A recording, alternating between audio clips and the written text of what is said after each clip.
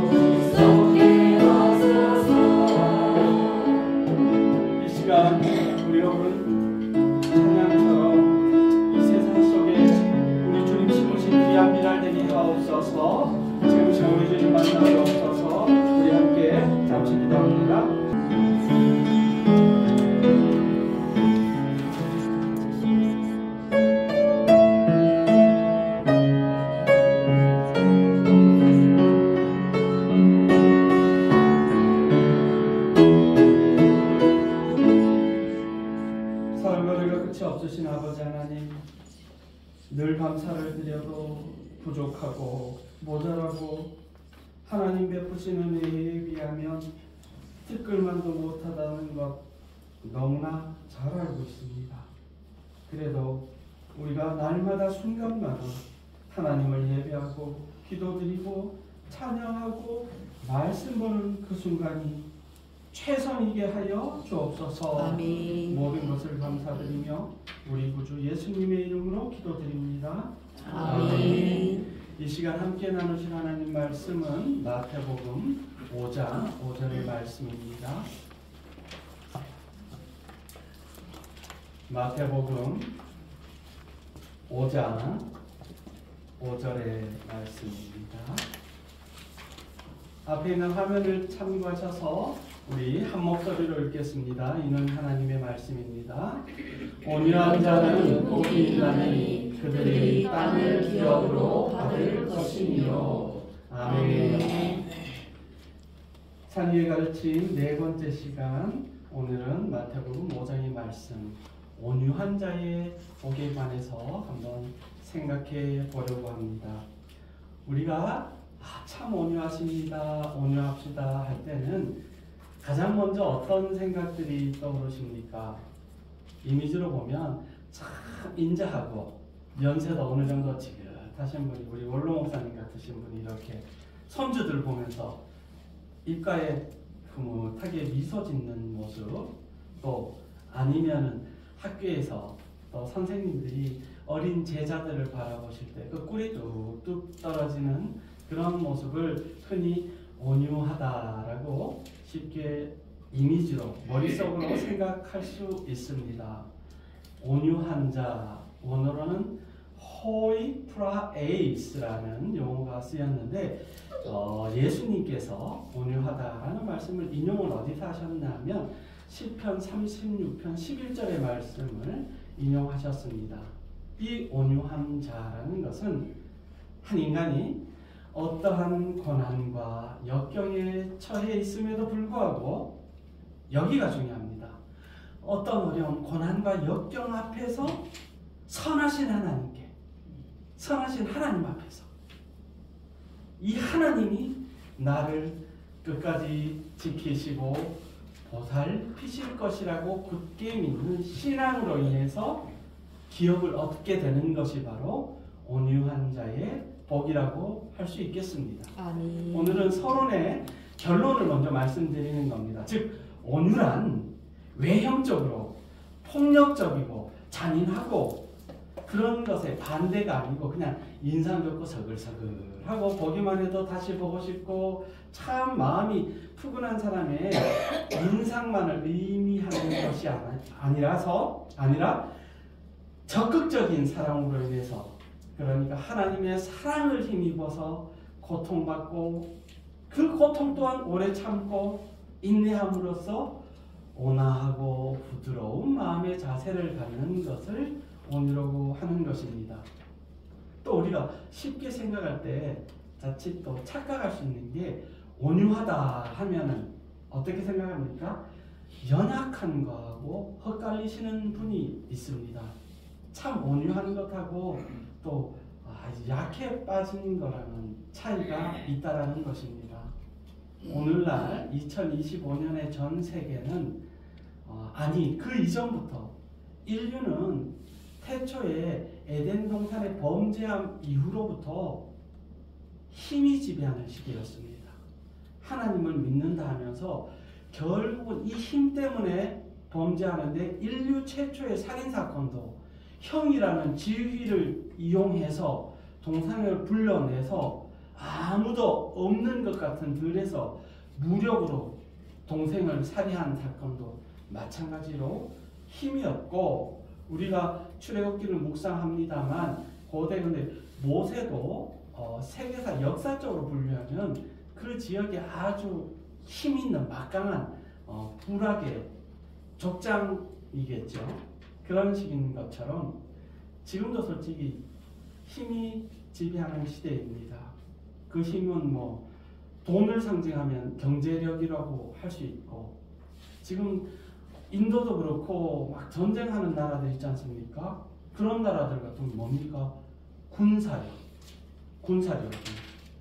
지배를 하고 있고, 또 하다못해 농사를 지어도 생산력, 작물을 잘 질러내는 이 생산력이 있어야 지배를 합니다. 한마디로 강자를 존경하고 그에 반해서 상대적으로 약한 사람을 멸시하는 듯한 그런 사회가 되었습니다. 큰 백화점에 가면, 가까운 지역 같으면 우리 가까운 지역의 백화점에도 가면은 1층에는 뭐가 있습니까? 1층 매장에 가장 사람들 눈에 띄기 좋은 자리에, 그렇다고 문 열면 찬바람 들어가고 그런 문 입구 자리 말고 가장 넓고 환하고 조명도 희한한 1층에 보면은 명품관이 있습니다. 그러니까 비싼 물건 파는 데가 있다라는 겁니다. 비싼 가방, 비싼 보석.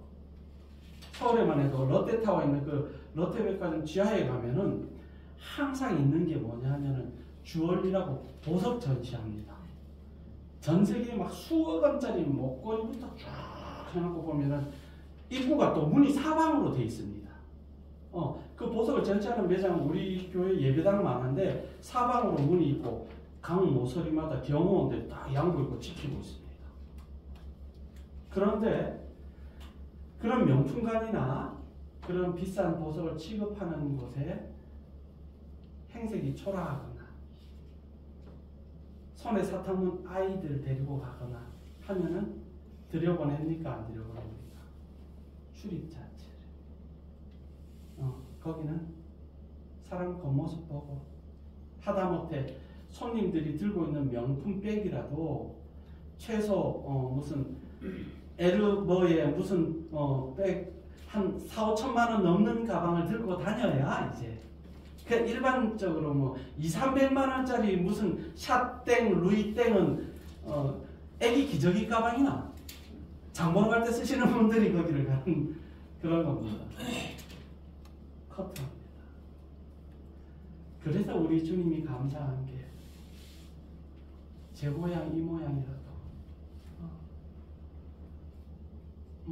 겨우 풀쭉 끓여서 입에 풀칠하고 살아도 하다못해 가진 거 없고 배운 게 없어서 창피한 거는 알아가지고 남들 다 자는 새벽에 몰래 다른 아파트에 가서 빈병 있나 소주병 있나 그거 팔아서 약값하고 사는 인생이라도 우리 주님은 똑같이 사랑하신다라는 겁니다. 아멘. 오늘 본문에서 온유한 자는 복이 있다라고 말씀을 하셨을 때, 온유하다는 참 의미는 연약하다, 몸이 부실해서 내가 몸이 약해서 이런 의미가 아니라는 건 이해하시겠죠? 온유한 것은 연약한 게 아닙니다. 이 본래의 온유하다라는 프라우스라는 말은 또 하나님의 힘이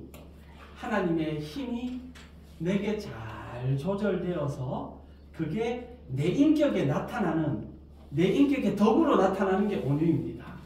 원래 저 집안은 배운 게 많고 옛날부터 양반 집안이라서, 저 집안은 엄마가 어릴 때부터 교육을 잘 시켜서 아이들이 예의도 바라고 인사도 잘하고, 그거는 사회적 도덕적으로 가정교육이 잘 된 것이고, 성경에서 말씀하는 온유함은 하나님의 힘이 내 안에 잘 받아들여져서 그게 밖으로 드러나는 게 온유한 겁니다.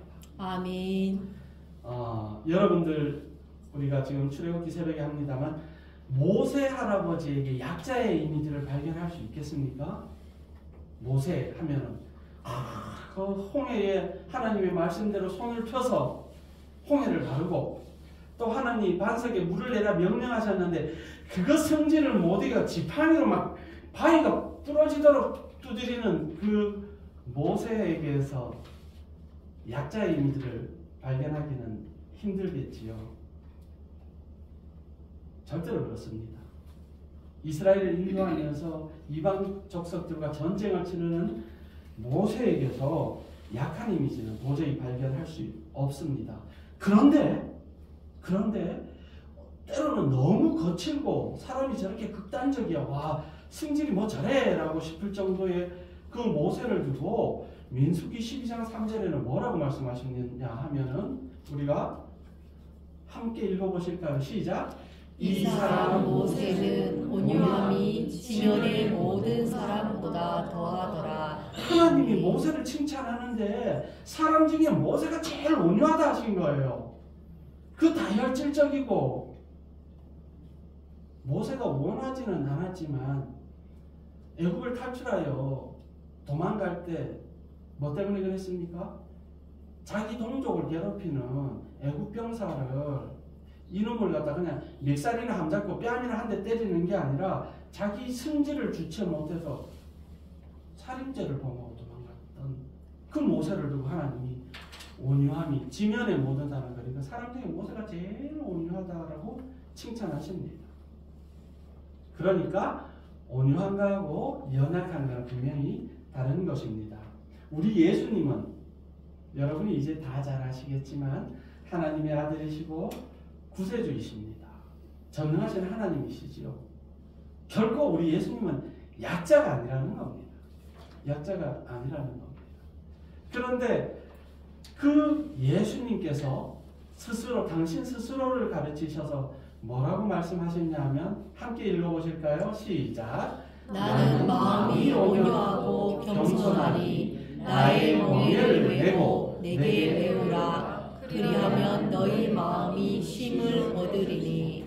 아멘. 한마디로 예수님을 통해서 이 온유하다라는 말은 하나님의 능력이 내게 임해서 내 마음과 정신 상태, 정서까지 잘 조절되어서 그게 인격으로 드러나야 하는 겁니다. 속으로 가만히 감추고만 있으면 온유한 것이 아니지요. 성경은 사람의 성품에 관해서 성경 여러 곳에서 지적하시고 교훈하시는데 예를 들어서 잠언 16장 32절에는 노하기를 더디하는 자는 용사보다 낫고 자기의 마음을 다스리는 자는 성을 빼앗는 자보다 나으니라 라고 말씀하셨습니다. 또 잠언 25장 28절에는 자기의 마음을 제어하지 아니하는 자는 성읍이 무너지고 성벽이 없는 것과 같으니라 라고 말씀합니다. 이게 무슨 말씀이냐면 성경 말씀은 일관되게 잘 다스려지는 성품, 정서에 대해서 중요하다. 그러니까 이렇게 해야 한다라고 교훈하고 계십니다. 유명한 고대 철학자 중에 아리스토탈이라는 사람이 있습니다. 아리스토텔레스 말고 아리스토탈이라는 사람이 이 온유하다에 쓰인 프라우스는 인간은 누구나 화를 낼 줄 안다. 인간은 누구나 화를 낼 줄 안다. 그러나 정당한 대상을 향해서 정당한 정도로 정당한 때에 정당한 목적으로 정당한 방법으로 화를 낼 줄 아는 사람이 온유한 사람이다라고 그 철학자 아리스토텔은 말했습니다. 그러니까 우리 안에 죄가 있고 우리를 하나님께로부터 멀게 하는 악마의 유혹이 있으면 나는 하나님의 말씀 따라 마음이 온유하니 그래 사탄아 마귀야 내가 너를 용서할게 괜찮아가 아니라 사탄아 물러가라! 예수 그리스도의 이름으로 명령하고 하나님이 주신 말씀의 검으로 무찌를 수 있어야 아멘. 그 정당함은 하나님의 말씀에 기준하는 것이고 아멘. 우리 구주 예수 그리스도께서 가라 하신 길을 따라갈 때에 하나님의 방법으로 행해지는 것은 온유함에 포함이 된다는 것입니다. 예수님 당시의 사람들은 이 온유하다라는 것을 크게 세 가지 방법으로 많이 썼습니다. 그 사람들이 우리나라랑 다르니까 옛날 이스라엘 사람들은 온유하다를 어떻게 이해했냐면 첫 번째는 어떤 환자가 있어요. 환자가 있는데 열이 밤새 펄펄 끓어요. 우리 애기들 뭐 한번 감기하면 막 폐렴이 올 정도 열이 펄펄 끓지 않습니까? 그렇게 열이 나는 상태에서 의사 선생님이 약을 해열제 처방을 해줬는데 그거 하나 먹고 나니까 열이 뚝 떨어지네. 체온이 정상적으로 돌아왔을 때 이 상태를 온유하다라고 이해를 했고, 두 번째는 또 어떤 방법이 있냐면, 이제 날이 많이 무더워졌지 않습니까? 한여름에 밭에 일하는데 나무끈을 하나 없고 그 땡강지에서 땀은 줄줄줄줄줄 비오듯 하는데, 그때 어디선가 바람이 시원하게 불어오면 어떻습니까? 이야, 그 일하다가 참 일 안 해본 사람은 못 느낄 그 시원한 바람이 있지 않습니까? 이 상쾌한 바람이 불어오는 때를 온유하다라고도 이해를 했고, 마지막 세 번째로 앞에 두 가지보다 더 많이 적용을 한 게 어떤 때냐면, 사자나 뭐 득대 같은 이런 야생 짐승이 있지 않습니까? 이걸 갖다가 사냥꾼이 잡아가지고 훈련을 시켜가지고 잘 훈련되고 조련된 상태를 온유하다, 프라우스다라는 용어를 사용을 했습니다. 그러니까 맹수처럼 거칠고 그 나무끈을 한 자락 없는 뜨거운 태양볕 아래 힘겹게 밭을 가는 그 상황이나 아파서 밤새 열이 펄펄 끓고 있는 그런 상태들이 하나님이 주신 능력이 잘 조절되어서 성령님 인도하심 따라 잘 훈련된 것처럼 표현되는 것이 바로 온유함이라고 하는 것입니다. 돈 많은 사람들은 집에서 비싼 강아지, 고양이 키우는 것도 만족을 못해서 사자도 키우고 호랑이도 키웁니다. 한 보름쯤 됐을 겁니다. 저기 사우디 지역에 돈 많은 부자가, 그 동네는 부자하면 사자 한 두어 마리, 호랑이 서너 마리는 목줄해서 끌고 다니고 그래 쇼핑 다녀야 부자 축에 속합니다. 집에서 개고양이, 사자나 호랑이 뭐 이런 걸 좀 길러줘야 내리야 이리 와 그러면 하고 호랑이가 좀 뛰어와서 안겨야 돈 좀 있네 하는 겁니다. 그러니까 사자리를 한 마리 사서 자기도 부자라고 돈 자랑을 해보겠다고 사자를 한 마리를 샀는데, 조만한 사자 언제 키워가지고 젖먹여서 그죠 길들이겠습니까? 이 과정이 가장 중요한데, 그죠? 어릴 때부터 부모처럼 오냐오냐하고 똥 좀 받아주고 치워줘야, 그래야 동물하고도 사람하고 정이 들고, 큰 짐승들은 집에 들어오면 그죠? 내가 주인인데 하고 물러가니까. 근데 실제로 그 주인이 큰 사자를 샀어요. 그래 목줄해갖고 집에 데리고 오니까 어떻게 됐겠습니까? 잡아먹혔어. 돈 많아서 사자 키우겠다. 해외 토픽 뉴스에 났습니다. 웃을 일이 절대 아니죠. 사람이 사자한테 잡아먹혔다는데, 그 사자가 입에 막 고기라고 주인 팔을 이렇게 물고 다니니까 시선을 수습해야 되니까 안 되니까 결국 어떻게 했겠습니까? 경찰들이 총으로 그 사자를 죽이고 주인의 시신을 수습했습니다. 무슨 말씀이냐 하면, 맹수보다 지각 없고 생각 없고 하나님의 뜻하심을 외면하고 그 은혜를 저버리는 우리는 철저하게 성령님 인도하심에 따라서 잘 훈련되어지고 연단되어져야 하는 겁니다. 그래서 우리가 나의 길은 가는 길을 누가 하십니까? 오직 우리 하나님이 하셔서 나를 단련하시고, 또 단련하시면 뭐가 된다?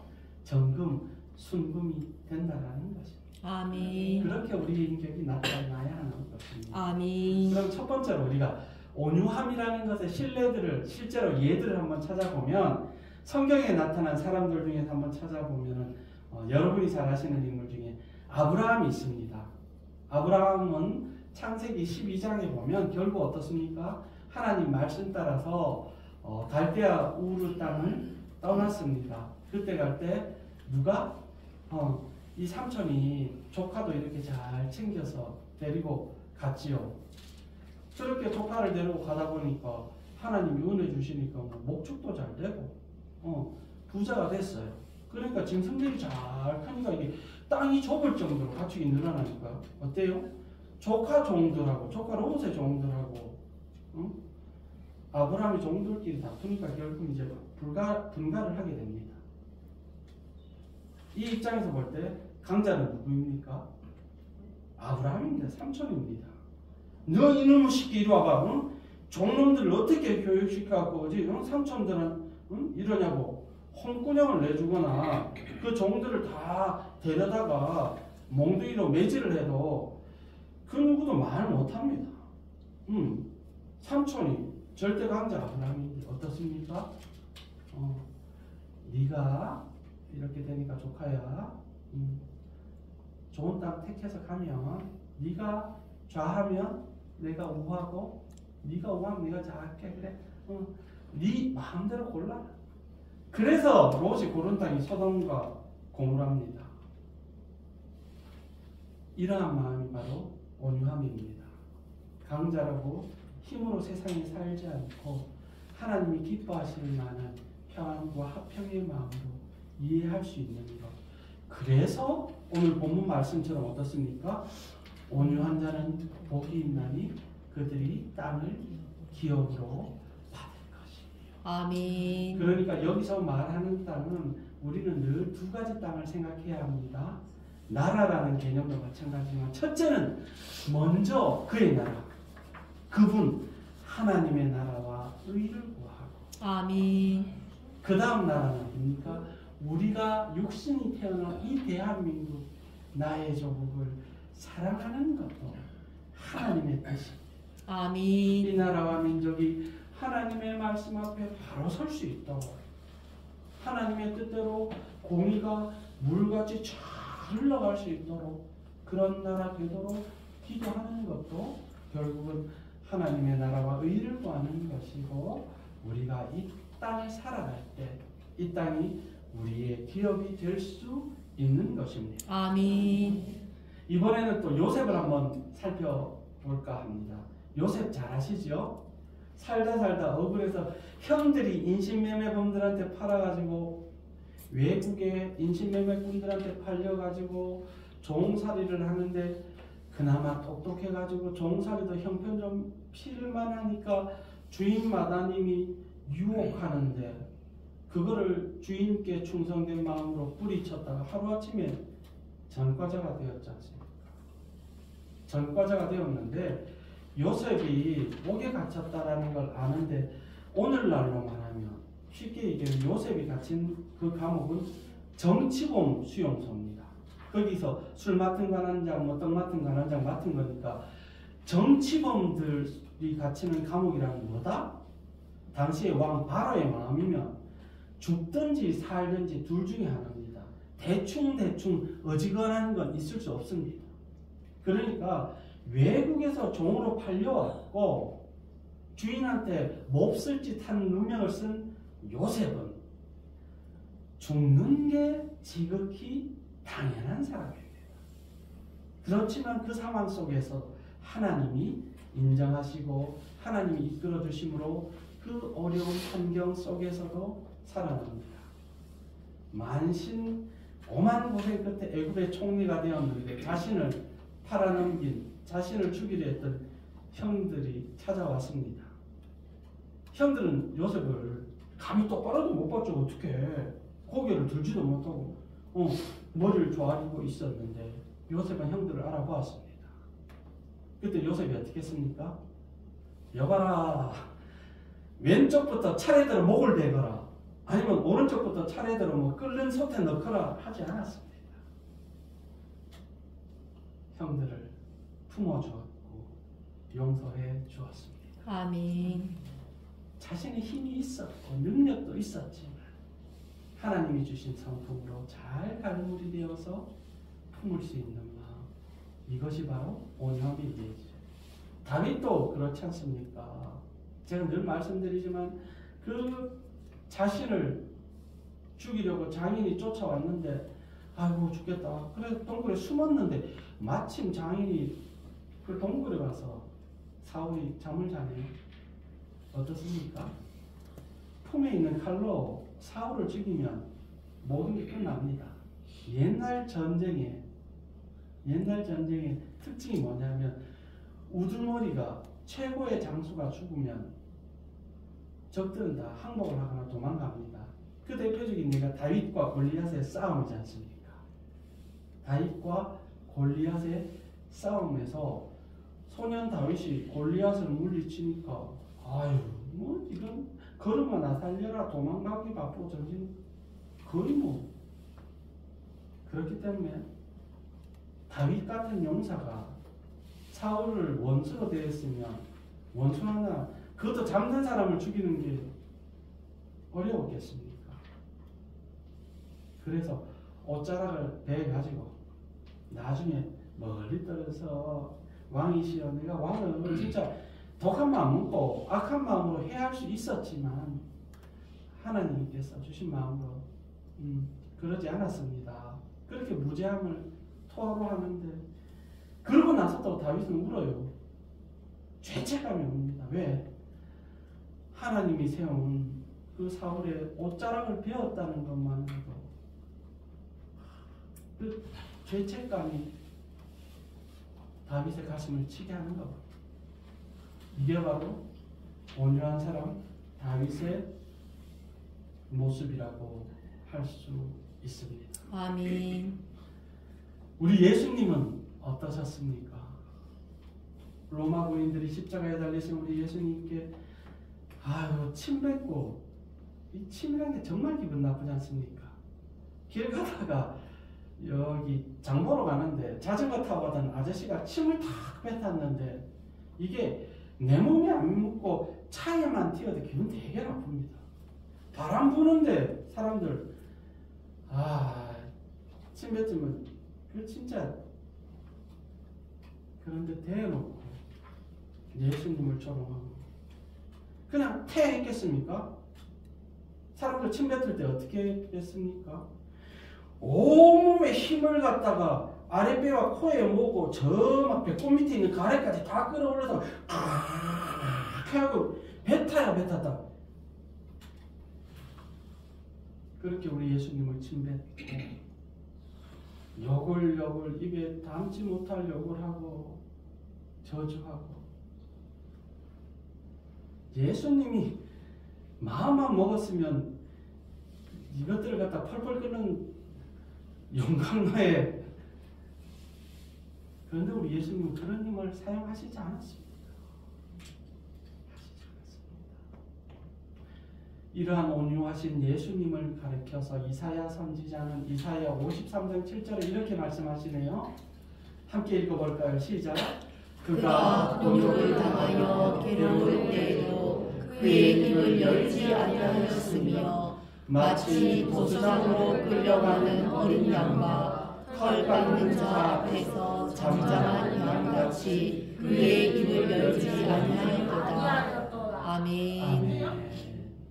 또 사도 베드로는 그는 죄를 범하지 아니하시고 그 입에 거짓도 없으시며 욕을 당하시되 맞대어 욕하지 아니하시고 고난을 당하시되 위협하지 아니하시고 오직 공의로 심판하시는 이에게 부탁하시며 이분이 바로 우리 예수님이라는 것을 말씀하고 있습니다. 그렇다면 우리가 살아가는 세상에서 온유함이 나타나야 할 때 언제 진짜 우리가 온유해야 할까요? 첫 번째, 억울한 환경 속에서 아무리 억울해도 온유함이 나타나야 합니다. 아까 말씀드린 대로 시편 37편의 11절 우리 예수님께서 마태복음에서 오늘 본문에서 온유하라 하신 근거가 시편 37편의 말씀이라고 했습니다. 함께 읽어보실까요? 시작. 그러나 온유한 자들은 땅을 차지하며 풍성한 화평으로 즐거워하리로다. 아멘. 땅을 차지할 뿐만 아니라 화평이 풍성해서 마음까지 즐거워진다라는 겁니다.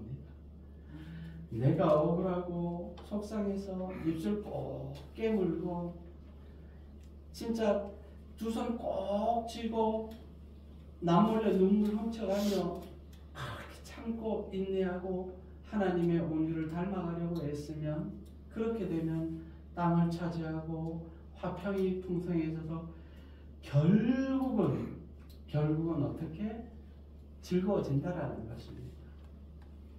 세상 참 불공평하지요. 가진 사람은 더 가지려 하고 못된 사람은 자신들은 못된 일도 더 못된 짓 하려 하고 그렇지만 다윗은 시편을 통해서 악을 행하는 자들 때문에 불평하지 말고 불의를 행하는 자들을 시기하지 말지어다. 다른 사람 사기쳐가지고 떵떵거리고 잘 살아도 저 고양이 직장에서 깨부리고 요령 부려도 그런 사람들 때문에 속상해하지 말고 예수를 믿어도 똑같이 진짜 내가 예수 믿는다 저런 사람 때문에 창피해서 못 살겠다 하는 사람들 때문에 기죽지도 말고 속상해하지도 말라는 것입니다. 왜요? 여호와를 의뢰하고 선을 행하라. 땅에 머무는 동안 그의 성실을 먹을 거리로 삼을지어다. 그의 성실, 늘 언제나 우리를 지켜주시는 그 성실하신 하나님이 나의 생명이 되신다라는 말씀이지요. 아멘. 또 여호와를 기뻐하라. 그가 네 마음의 소원을 내게 이루어 주시리라. 아멘. 그러니까 하나님께 감사합시다. 그분을 찬양합시다. 하나님을 높여드립시다. 라고 제가 권면하고 말씀드리는 게 제 얘기가 아니라 성경 말씀에 여호와를 기뻐하라고 말씀하셨고 그렇게 하면 우리 마음의 소원을 이루어지시겠다고 말씀하시는 것입니다. 아멘. 그러니까 우리가 살아가는 실제 세상에서 어떻게 해요? 분을 그치고 노를 버리며 특히 이게 진짜 중요합니다. 불평하지 말라. 오히려 악을 만들 뿐이라. 제가 예전에 한참 몇 년 전에 한 4년은 넘은 드라마인데 슬기로운 의사들의 생활인가? 그 드라마를 최근에 다시 보고 있습니다. 시리즈로 몰아서 넷플릭스에서 보는데 그 왜 보냐 하면 유튜브 쇼츠에 보니까 진짜 약삭 빠르고 요령만 부리는 사람은 마지막에 안 돼요. 그런데 때로는 무뚝해 보이고 요령 부릴지도 모르고 병원에 큰 힘든 일도 혼자 다 하고 잠도 못 자고 고생하는 사람은 어떻게 해요? 인정받더라는 겁니다. 거기 나오는 의사 선생님들 물론 배우들 참 연기도 잘하고 좋은데 의사 선생님들이 별의별 사람 다 만나지 않습니까? 저도 저희 가족 중에 뭐 일본에 있는 누나나 명이 그쪽으로 일을 하고 계십니다만 속이 아닐 것 같아요. 아프다도 사람이 이기적이어서 한쪽 다리가 잘린 사람이나 손톱 밑에 가시 하나 들어간 사람이나 뇌가 제일 아파요.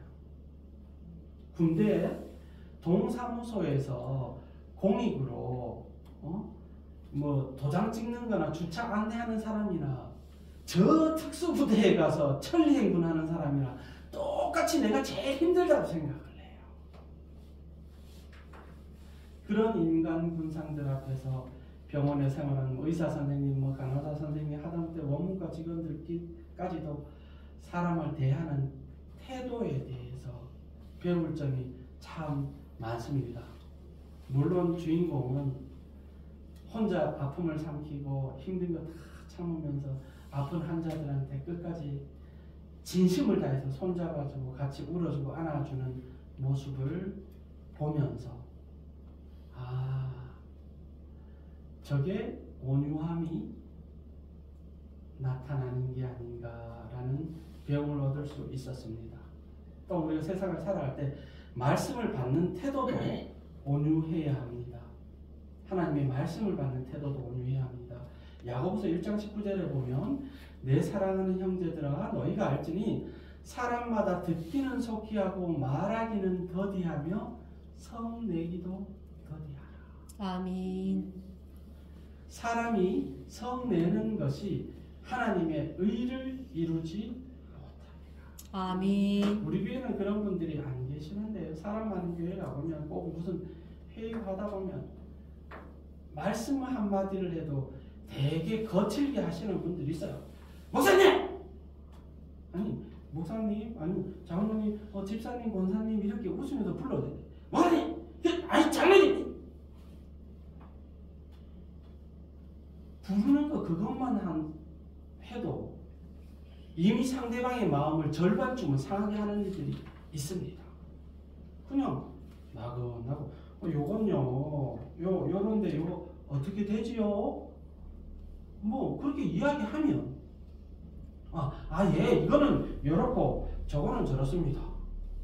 그래도 이해 안 되면 이해가 잘 안 돼서 한 번만 더.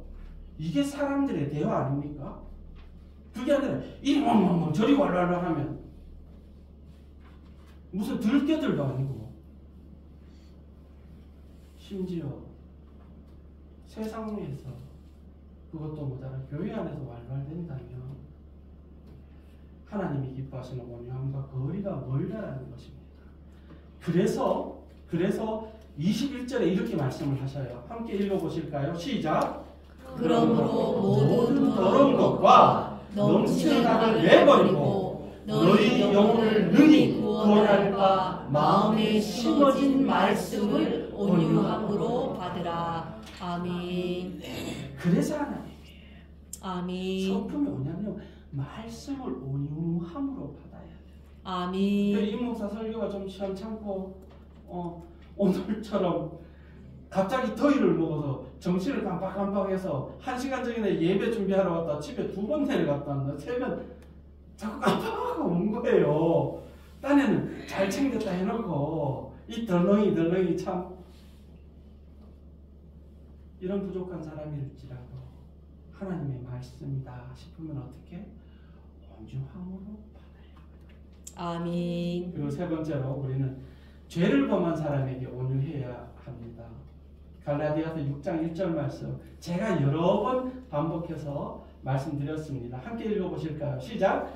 형제들아 사람이 만일 무슨 범죄한 일이 드러나거든 신령한 너희는 온유한 심령으로 그러한 자를 바로잡고 너 자신을 살펴보아 너도 시험을 받을까 두려워하라. 하나님이 여러분들에게 신령하다고 하시는 거예요. 그러니까 신령한 니네들은 온유한 심령으로 온유한 심령을 가지고 있다라고 전제로 말씀하시는 겁니다. 아멘. 하나님의 사랑하는 자녀들에게 온유한 심령을 주셨기 때문에 그 하나님의 온유함을 따라 바로잡고 교훈해라. 그리고 중요한 한 가지 뭐다? 그런 이들 때문에 네가 시험 받지 말아라. 교회에서, 사회에서, 직장에서 저도 진짜 학교 다닐 때, 신학교 다닐 때 과제가 많지 않습니까? 교회에서 새벽부터 막 주일날은 저녁까지 막 녹초가 돼가지고 파김치가 돼서 집에 오고 그리고 또 학교에 과제를 하는데 그룹과제 여러 명이 힘을 모아서 발표를 해야 되는데 참 미안합니다. 신학교도 뺀질거리는 사람들 신학교도 많습니다. 안 합니다.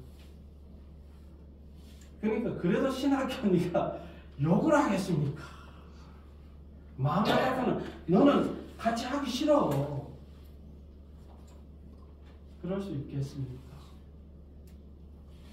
그래서 그런 사람들을 보고 하나님이 중요한 말씀은 너 자신을 살펴보래요. 그 사람들을 통해서 나를 살펴보라는 겁니다. 아멘. 이가 있겠니 저리가 졌니 쟤는 저래서 나쁘고 얘는 못했고 그거 다 중요한데 그거 중요해. 하지만 하나님은 나를 사랑하시기 때문에 내가 시험 받는 것을 안타까워하심으로 너를 잘 다스려야 한다라고 말씀하시는 겁니다. 아멘. 바로잡으라는 말씀은 크게 신약시대 두 가지 용도로 쓰였어요. 하나는 첫 번째 우리가 병원에 가면 애들 탈골된 경우 있지 않습니까? 탈골된 경우에 그 뼈를 제자리에 맞추는 거, 교합하는 걸 바로 잡았다라고 하고, 두 번째는 어떤 정도로 어부들 그물 있지 않습니까? 뭐 구룡포도 가면은 뭐 하다 보면 걸려서 그물 찢어지지 않습니까? 그 찢어진 그물을 다시 기우고 해서 원래 상태로 되돌려 넣는 것을 바로 잡다라고 이야기했습니다. 뭐다? 이 말의 핵심은 회복이라는 것입니다. 우리는 또한 우리 공동체가 잘 어울려지기를 위해서 온유해야 합니다. 아멘. 그러므로 주 안에서 같이 내가 너희를 원하는 너희가 부르심을 받은 일에 어떻게 합당하게 행하여 함께 읽어봅니다. 시작. 모든 겸손과 온유로 하고 오래 참음으로 사랑 가운데서 서로 용납하고 평안에 맺는 줄로 성령이 하나 되게 하신 것을 힘써 지키라. 아멘. 그러니까 하나님의 공동체는 모든 겸손과 온유로 하고 오래 참고 사랑 가운데 서로 용납해야 하는 것입니다. 그게 교회입니다. 교회가 무엇입니까 하면은 처음에 가서 사주 다녀보고 교회에서 허락하면 새신자 등록카드 쓰고 새신자 등록카드 썼으면 8주 새신자 교육받고 그 다음에 또 6개월 이상 출석하고 그 다음에 또 뭐 해가지고 헌금 생활하고 일주일에 예배 몇 번 드리면은 그 다음에 또 세례 받고 그 기간 한 1년쯤 지나면은 서리집사 교육 한 달 받고 그렇게 되면 서리집사 되고 나중에 장로님 권사님 되려면은 1년 동안 헌금 얼마 했는가 11조 하고 감사한 거 부활절 헌금 안 받들여 놓고 잘 했는가 해가지고 요래보래 보고 나중에 엄한교회는 뭐 장로님 되려면은 서장로님 혹시 전과 조회 하셨습니까? 범죄 사실 확인서도 내야 되는데도 있고 하여튼 희한해요. 그런 게 성경에는 없는데 제 생각에는 교회는 모든 겸손과 온유로 하고 오래 참음으로 사랑 가운데 서로 용납하라 그랬는데 하나님 말씀의 법이 아닌 이상한 법을 세워서 결국은 사람들의 권위를 세우고 사람들의 회가 되게 경건하고 고상하고 엄격한 것처럼 그러니까 당신들은 이 말 들으시오 이 규칙 지키시오라고 어찌 보면 하나님 위에 있는 게 아닌가라는 착각이 들 정도입니다. 또한 우리를 반대하는 사람에게 온유해야 합니다. 내 편 하는데 반대하는 사람한테 온유한 사람은 진짜 온유한 사람입니다. 함께 읽어보실까요? 시작. 주의 종은 마땅히 다투지 아니하고 모든 사람에 대하여 온유하며 가르치기를 잘하며 참으며.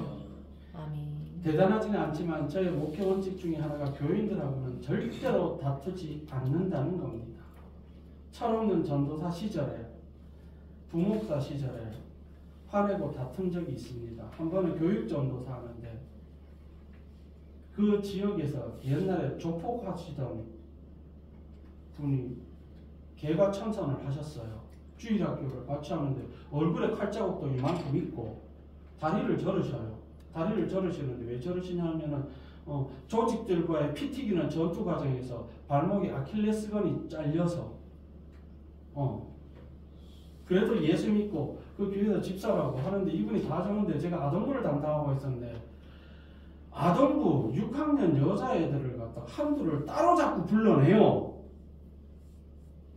그래서 옆에부터 절대 그러지 말라고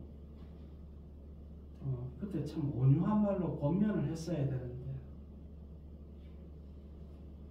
욕을 했네요. 그래놓고도 잘한 줄 알았습니다. 내가 전도사니까 그럴 수 있지 않고 잘한 줄 착각을 했습니다. 교만이 하늘 찔렀죠. 아무리 세상이 험하고 절대로 하지 말아야 할 것, 특히 여학생들한테는 손가락 하나라도 함부로 머리 하나 쓰다듬으면 안 되는 시대입니다.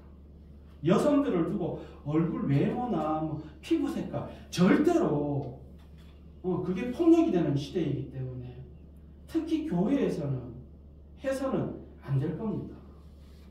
그래서 각별히 조심하고 우리 교회도 뭐 마찬가지로 우리 청년 선생들 있고 여자 성도들 있지만 제가 절대로 어지간하면은 싫어해서가 아니라 우리 연세 드신 엄마 같은 할머니 권사님하고 악수하지만 저분들하고는 안 합니다. 스킨십 안 합니다. 절대로. 한 번은 또 부임한 교회에 용한 집사님이 계십니다. 밖으로는 용한 정도가 보통이 아니에요. 막 다른 교회에서도 찾아와가지고 봉투 내놓고 막 기도받고 교회에서 있는데 목사님이고 장로님이고 다 필요 없고 막 집에 문제 있고 막 아들 취직하면 이 집사님한테 봉투 내놓고 찾아서 기도받는데 이분이 특징이 뭐냐면은 부목사 새로 오면은 죽이겠다고 시칼도 곧 찾아온다는 거예요. 그래 그 교회 30년 목회하신 목사님하고 사모님이 저 걱정이 돼서 집사람하고 걱정하고 저만 불러가지고 절대로 그 집사님이 찾아오면 사택 문 열어주지 말라 그랬어요. 그 목사님 시킨 대로 했으면 됐는데 제가 어떻게 했겠습니까? 교회를 이렇게 우리 교회 올라오는 길만큼은 아닌데 교회 올라오는 언덕이 이렇게 있고 벚꽃이 쫙 흐드러지게 예쁘게 피는데 부임한 지 며칠 때 됐으니까 올 때 됐다 싶어가지고 올라오는 길 한복판에 퍼즐고 앉아 손에 쇠파이프 들고 앉아 있었습니다. 오기만 하면 내가 가만 안 놔둔다. 그래서 다행히 목회하는 동안 뭐 칼 맞은 일은 없었습니다만 그 방법을 택하면 안 됐어요 제가. 아무리 그분이 자기가 뭐 하나님 뭐 직통 계신지 뭐 역통 계신지 받아가지고 뭐 복채 받고 집사인데 어디 가서 권사님이라고 뻥치고 뭐 장로 어떨 때는 장로라고 어떤 때는 뭐 신학했다 그러고 그래도 목사님한테 함부로 하고 장로님한테 막 욕하고 그래도 좀 그렇게 하는 건 제가 잘못했어요. 아무리 옳다 그래도 우리를 반대하는 그들에게 더 온유해야 했습니다. 우리가 하나님을 믿음으로 온유하게 되어야 하는 것에 대해서 배웠습니다. 아멘. 그리고 중요한 것 기억할 것 성령의 열매 가운데 하나가 온유함입니다. 아멘. 우리로 참게 하시는 그 하나님이 성령의 열매 맺기시는 그 하나님께서 참고 인내하고 온유하기를 바라시는 이유 그리고 땅을 기업으로 차지하는 이 복 외에 우리가 잊지 말아야 할 마지막 결론의 말씀입니다. 함께 읽어보실까요? 시작! 참으면 또한 함께 왕노릇할 것이요 우리가 주를 부인하면 주도 우리를 부인하실 것이라. 아멘. 우리 주님의 주신 은혜로 온유함이 잘 갈무리 되어 우리를 반대하는 사람한테까지도 전파되고 그것이 바로 주님을 주인 되게 하는 것이라는 것을 기억하면서 오늘도 내일도 온유한 자의 복을 누리시는 귀한 날 복된 날 되시기를 주님의 이름으로 축원드립니다. 아멘. 사랑 많으신 아버지 하나님 감사합니다. 예수님을 믿는다 하면서 불뚝불뚝 올라오는 성질을 지체 못해서 하나님 영광 가리고 혹시 또 함께 믿음 생활하는 이들에게 상처 주지는 않았는지 뒤돌아보고 반성을 해봅니다. 이제는 정말 온유하신 우리 주님 닮아 우리 주님 생각만 해도 우리 주님 뜻대로 살아갈 수 있도록 그리고 우리 주님의 그 온유하신 성품이 세상에 잘 나타나고 빛을 발하여 결국은 아버지 하나님께 영광 돌릴 수 있도록 인도하여 주옵소서. 예수님의 이름으로 기도드립니다. 아멘. 찬송 85장입니다.